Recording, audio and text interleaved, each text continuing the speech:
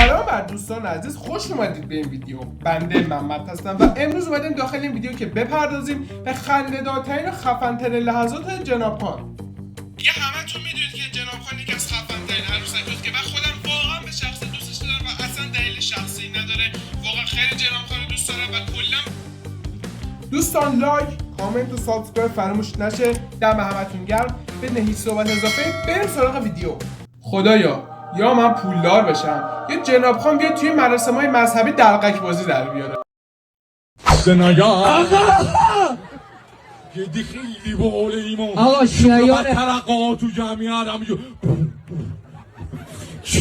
شیعیان امیرالمومنین دست به دست هم دیگه بدین، مشارکتتون رو ببرین بالا.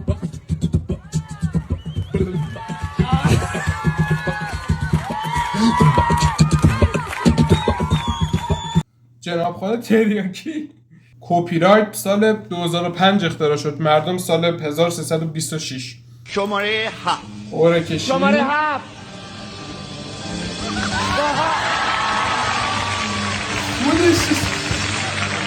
تقصیر منه. قرعه کشی آقا قرعه کشی به من هیچ ربطی نداره. این چه خود؟ من عاشقم. آقای شاه حسینی زنگ بزن آژانس. ما یک دقیقه دیگه اینجا نمیمونم. آقا عکس سلفی با عمم بگیر اومدم. ما عکس سلفی برای سر قبر رو میخوام. آقا دور از جون عزیز من. یه دور از سیستم جون. کاملا اتوماتیک، یعنی کامپیوتری هست، ما داخل نیستیم داخلش. شانس اون خودت. کامپیوتر بابا بالا پشتمون پرت کن پایین. وای کامپیوتر میکشه. عزیز دل من آقای محترم. آقا یا با مردم دعوا نکن. چرا جان من با مردم نداره. چیکار داری؟ نکن. قدم پرت و پلا نگاه کنید. این یواش گوش بچه نگاه کن. گوش. در بیاری شما رو پرت کن. یواش. ای قرعه کشی تو کار کشی. آخه ببین چقدر هم کارت باز خودش برداشت. هنوزم شانس داشتی. ما یه قرعه کشی کیه شما حیمونه نگام جان؟ کیه نگاه میکنی؟ یه دقیقه کات بده ما برون بالای پیرن سفیده بابا. با پیرن نه سرویس نه نه نه. همیشه تو قرعه کشی‌ها شانس هم مثل جناب خان بوده. من تا حالا هیچ قرعه کشی نبردم. من سوالم اینه که چشای جناب خان مشکلی داره؟ نه. جان چرا؟ چه مشکلی داره؟ هیچ مشکلی نداره. انحراف. ذره یه ذره انحراف چشمی منظورم. تا به چشم. خب همین چیزی که شما الان داری یکی از قشنگی های صورت های آدم هست. مثل این مثل چال. ای قربون چالت برم. سلامت. یه فرصتی بده ماشینمون رو برای تعمیر بیاریم. من هی میگم چرا این جناب خان انقدر به کیایی میرینه. من ماندم پشتم به زنها که خیلی هم عذرخواهی میکنم. دارم آروم بیا اینجا بیا اینجا. من نمیدونم تو چرا اینقدر علاقه‌مندی هی میری اونوری. تو یه فکر کن مثلا سر یه دوراهی هستی. خب این ور برگردی محسن کیایی و علی میرمیرانی میبینی. خب او ور برگردی نه یه کسای دیگه میبینی. خودت سر این دوراهی منصفانه امیر خان ما الان اونجا گیر کردم. موبایل منو بیاری من یه زنگ به بابای احلام بزنم. غلط کردم. تمام.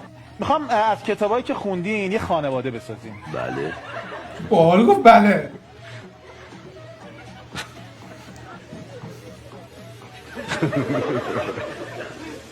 آقا از کتابایی که خوندین میخوام یه داره دید میزنه. وسوسه میکنم. خیلی خوب جناب خان. خدایا کمک کن امشب به سلامت از این مسیر پرخطر عبور کنیم. خدایا همون جوری که پشت یوسف وایسادی پشت ما داشت. خدایا پشتمو داشته باش. محسن خیلی خوب. محسن خیلی خوب. نمیدونم میدونید یا نه ولی برای بار 500,000م داره یوزارسیف از آیفین پخش میکنه. خب بدرک خب بدرک. ببینم جان. داروی چیزی خوردی؟ دارویی خوردی الان؟ ما یه چیزی دارو؟ تو اتاق شما پیدا کردم رو میزت بود. پود نوشته بود ماشین داروی لباسشویی؟ تقویتی محسن. اون یه دونه انداختم بالا بعدش هم یه چای خوردم. از اون موقع نمیدونم چرا توی حالیم. او چی بود دارو تقویتی محسن رو میز؟ جناب خان یه دقیقه صبر کن. یه دقیقه صبر. محسن یه دقیقه بار الکی میخندم.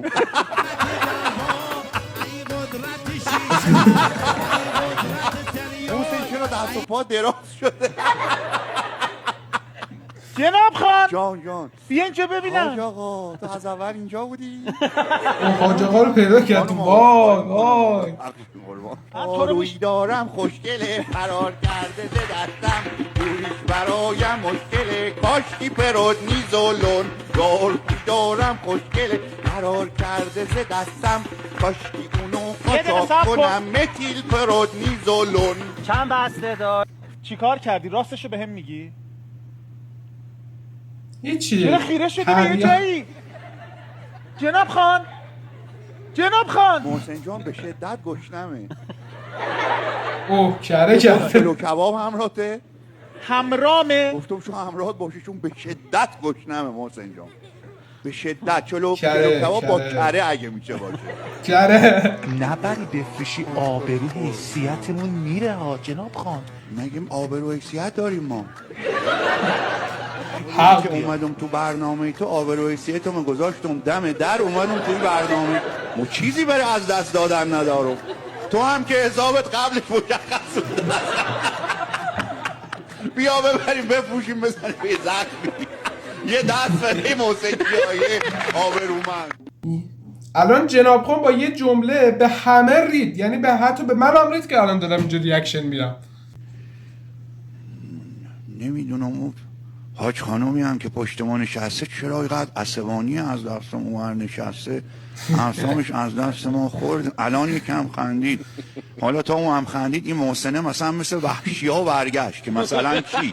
مثلا ما اینجا صاحب اینجام. خب بابا اینجوری برمیگردی دست به ریشت میکشی ادعا کتت ببند که صورت نگاه چرا میکنی؟ مگه اومد بیرون؟ خیلی مگه قشنگ. میاد صدا؟ ببین جناب خان خب تو گفتی ما اون دفعه رفتم چسب زدم. ببین تمام حداقل نشتیامو گرفتم با الان چسب. تو که میدونی نشتی داری حداقل این فکرها رو در مورد من نکن.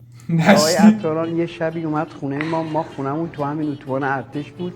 اکبر بابا، عبدی. یه نقشه میخوام بازی کنم. گفتم چیه؟ گفت مامان منو بازی کن. گفتم یعنی مامان گیر نمیاد تو سینما؟ گفت نه والا جدی میگم به خدا شوخی نمیکنم میخوام مامان منو بازی کنم. من گفتم به یه شرط رضا جون. گفت چی؟ گفتم میایم گیریم میشیم میایم تو خیابون با مردم عادی با همون لباس با همون گیریم. چنانچه نفهمیدن من زنم یا اکبر عبدیم فیلمو شروع میکنیم. گفت باشه اتفاقا فکر خوبیه. گفتم یه کار دیگه بکنیم. گفت چی؟ گفتم با گیریم بریم خونه ما ببینیم اصلا زن بچه‌مون میشناسن ما رو در وهله اول. ما اومدیم نگهبانی دم خونه همیشه اون پایین 3-4 نفر از آقایون زحمتکش بودن. یکیشون آقای شمالی بود، فوری بلند شد اومد دم در. سلام علیکم. گفت سلام خانم جان بفرمایید. گفتم من عمه آقای عبدی هستم. شنیدم این ساختمان زندگانی میکنه، اونو به من نشان بده. گفت بفرمایید من شما رو راهنمایی میکنم. آورد در خونه زنگ و زدم. خانم عبدی عمه آقای عبدی تشریف آورد. به اینجا تموم نمیشه، حالا به جای باریک میرسه.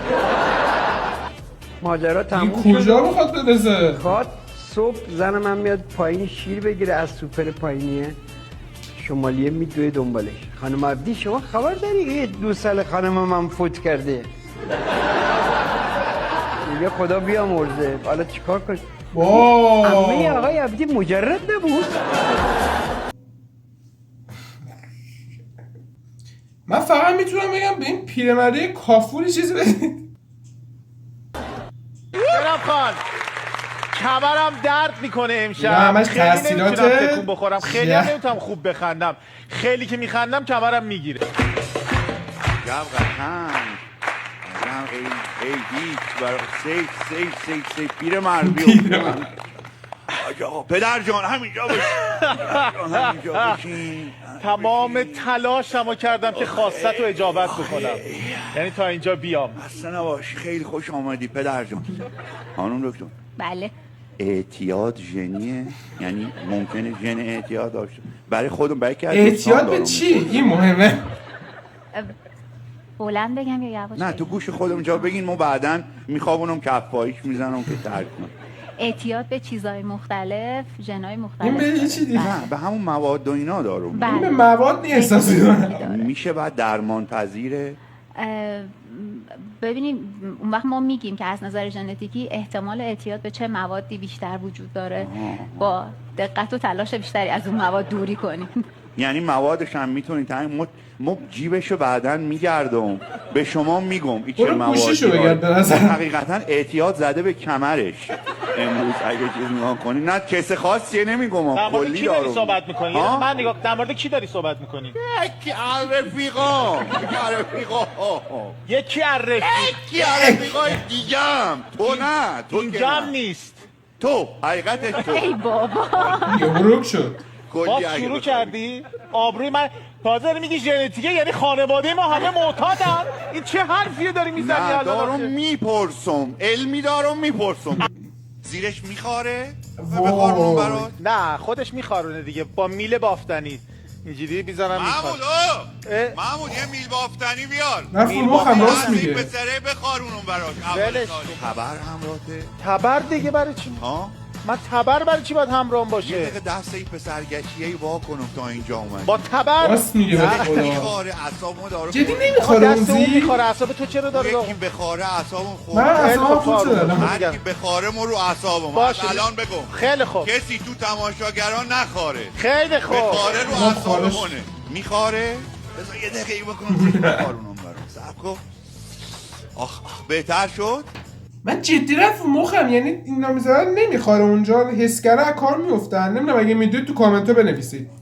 آقا مرسی از اینکه تا اینجا اومدید، امیدوارم لذت برده باشید. لایک و کامنت و سابسکرایب فراموش نشه. دم همتون گرم و اینکه تا ویدیو بعدی مواظب خودتون باشید. عشق منید.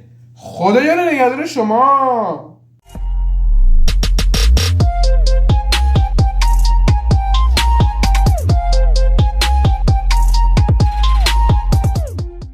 اگه واقعا هنوز تا اینجا موندی، یه بوس خیلی گنده رو کلت.